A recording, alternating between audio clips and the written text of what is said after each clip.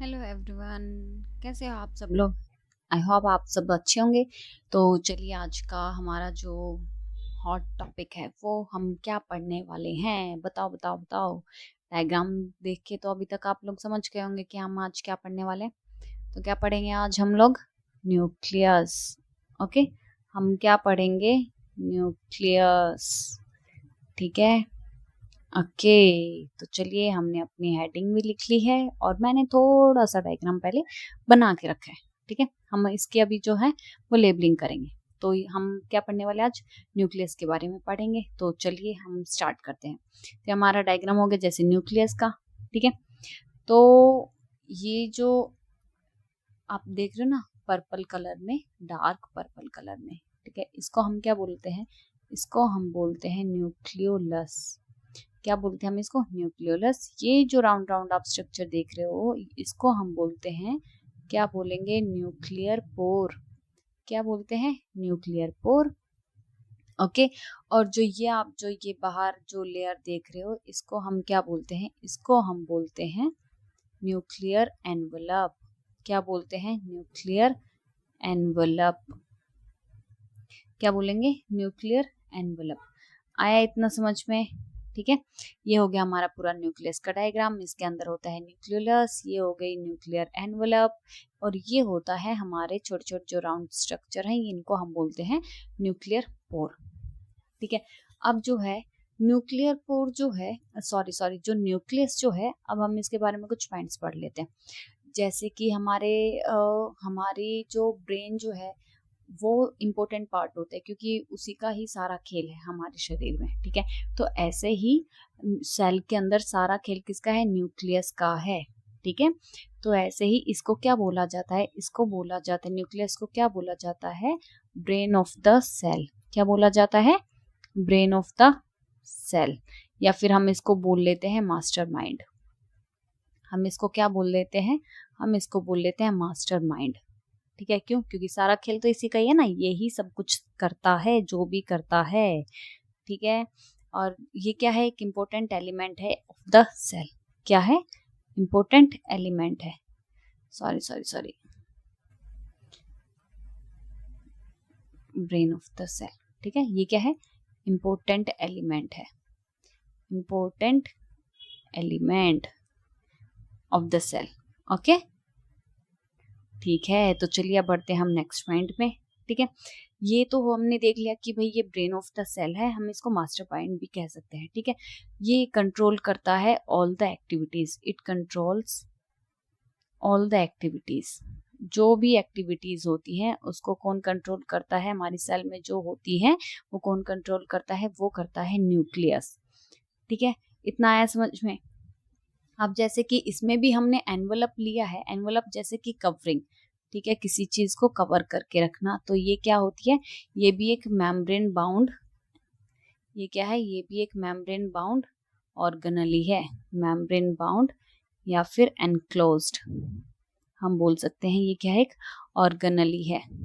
ठीक है, आया इतना समझ में? ठीक है, जिसके पास क्या होता है? एनक्लोज्ड ऑर्गेनली है दैट कंटेन्स क्रोमोसोम। क्या चीज होती है इसके पास? इसके पास होती है क्रोमोसोम। ओके, क्या होती है हमारे पास? इसके पास क्रोमोसोम। इसको हम अंडरलाइन कर लेते हैं, क्यों? क्योंकि ये जो है बहुत ही इंपॉर्टेंट वर्ड है। क्या होता है ये? क्रोमोसोम होता है इसके पास। ठीक है, अब जैसे कि मैंने बताया था कि ये एनवलप का मतलब क्या होता है? कवरिंग होती है। तो इसके पास भी क्या होता है? जैसे कि हमारी प्लाज्मा मेम्ब्रेन डबल लेयर थी, ये भी कैसा है? ये भी एक डबल लेयर स्ट्रक्चर है।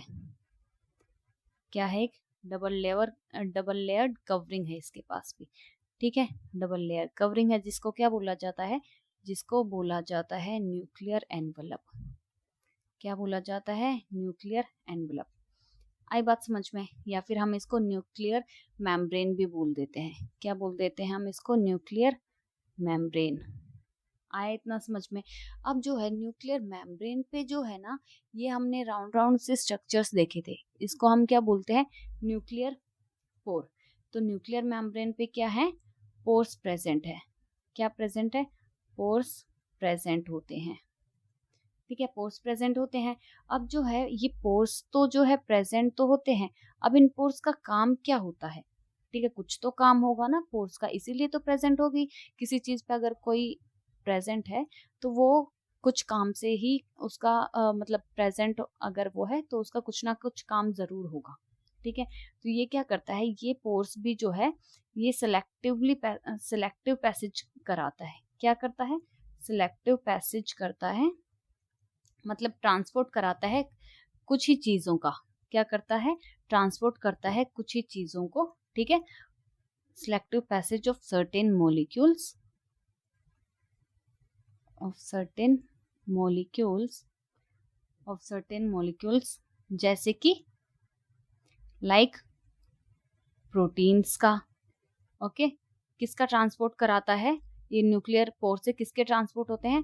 प्रोटीन्स का होता है। ठीक है, और किसका होता है? न्यूक्लिक एसिड का होता है, न्यूक्लिक एसिड। ठीक है, ओके, इन सब का होता है। और कहाँ पे जाते हैं ये ट्रांसपोर्ट करता कहाँ है? To the cytoplasm. कहाँ करता है? To the cytoplasm. ठीक है, हम इसको थोड़ा सा अंडरलाइन कर लेते हैं। पोर्स का काम क्या होता है? अब देखो, डबल लेयर कवरिंग है, डबल लेयर कवरिंग पे न्यूक्लियर पोर्स प्रेजेंट है। और पोर्स का काम क्या होता है? ये ट्रांसपोर्ट का काम होता है, या फिर सिलेक्टिव कुछ ही चीजें जो है ये पैसेज कराते हैं। कहाँ से? प्रोटीन कराएगा, न्यूक्लिक एसिड कराएगा, कहाँ पर कराएगा? साइटोप्लाज्म में।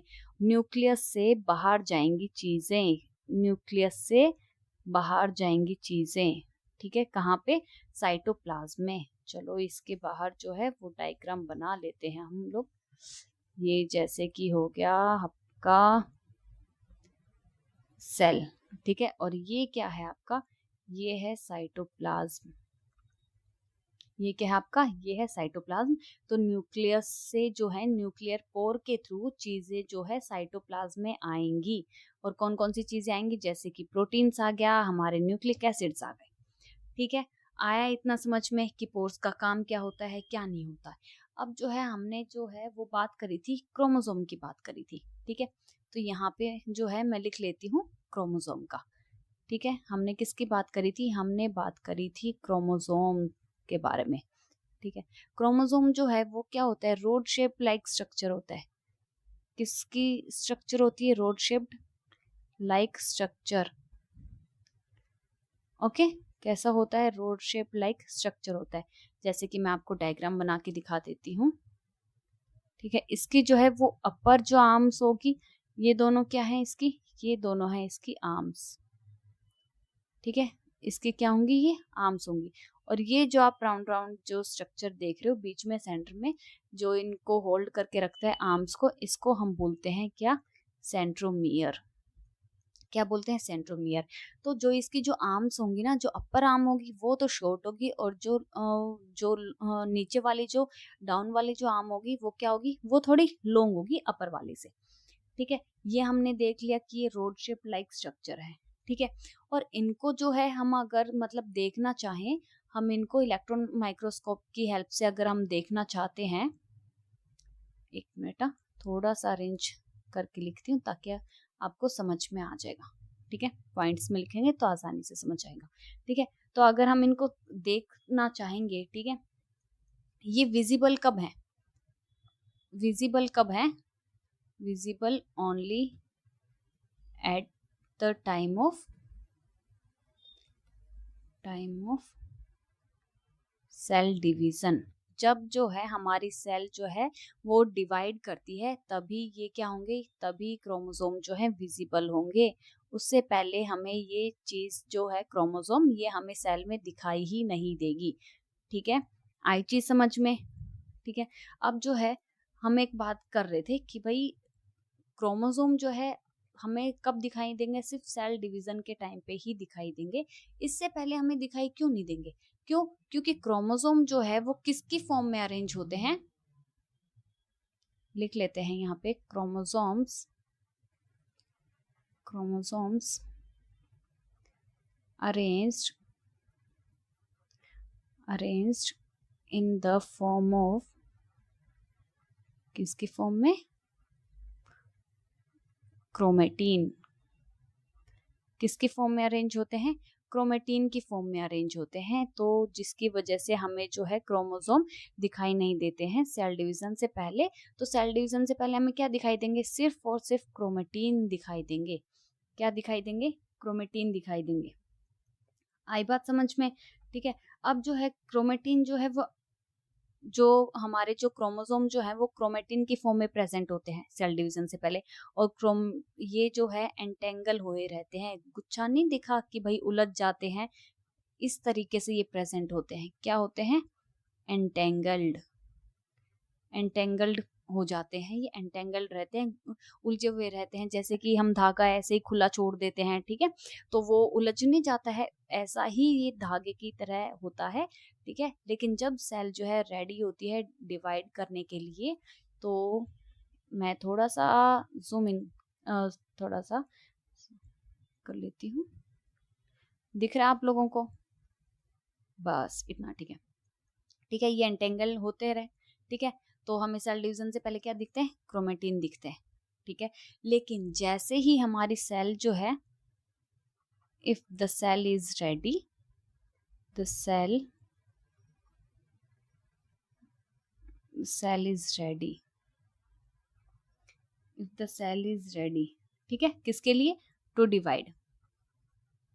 सेल जो है वो रेडी हो जाती है डिवाइड करने के लिए, सेल अपने आप को तैयार कर देती है, ठीक है। तो जो क्रोमेटिन जो है, द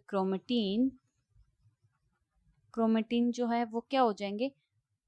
वो अरेंज हो जाएंगे, ठीक है। क्रोमेटिन जो है अरेंज हो जाएंगे किसकी फॉर्म में? In the form of chromosome. किसकी फॉर्म में? In the form of chromosome, ठीक है। एक प्लेटफॉर्म पे आके जो है क्रोमोसोम जो है वो आके अटैच हो जाएंगे हमारे ऐसे, जब सेल जो है डिवाइड करने के लिए तैयार रहती है। और उससे पहले हमारे क्रोमोसोम किस तरीके की फॉर्म में प्रेजेंट होते हैं? एंटेंगल हो जाते हैं, गुथे हुए रहते हैं, उलझ जाते हैं क्रोमेटिन की फॉर्म में। आया इतना समझ में? ये सारा हमने अब क्या पढ़ा है? क्रोमोसोम के बारे में पढ़ा है, ठीक है। अब जो है इतना आया आपको समझ में? नहीं आया हो तो अभी मुझे आप बता दो, ठीक है, मैं आपको और अच्छे से समझाने की कोशिश करूंगी। तो चलिए आज के लिए हम बस इतना ही रखते हैं। आगे बचा हुआ पोर्शन जो है हम अपनी नेक्स्ट क्लास में कंटिन्यू करेंगे, ठीक है। हम किस में कंटिन्यू करेंगे? नेक्स्ट क्लास में कंटिन्यू करेंगे, ठीक है। तो चलिए आज के लिए इतना ही। Tata bye bye, thank you so much. कुछ आपको ना समझ में आए तो प्लीज़ मुझे आप कमेंट्स कर सकते हैं, ठीक है। मुझे आप मेल भी कर सकते हैं, तो हम और आसानी से मैं आपको और नए तरीके से आपको समझा पाऊंगी, ठीक है। Okay, thank you, bye bye.